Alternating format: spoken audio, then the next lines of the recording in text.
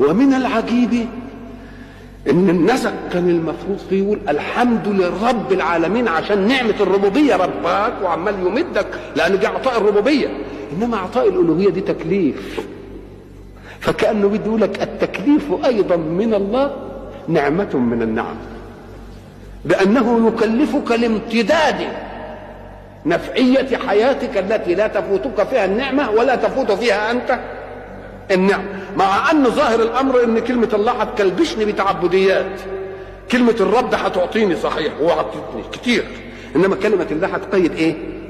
حركتي. يوم يجيبها هي الاول، تقييد الحركه دي هي قمه النعمه، هي قمه النعمه.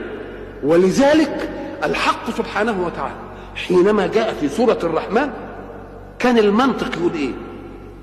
الرحمن خلق الانسان وبعدين علمه القران. قال لك لا، ده ما يمتنش لخلق الانسان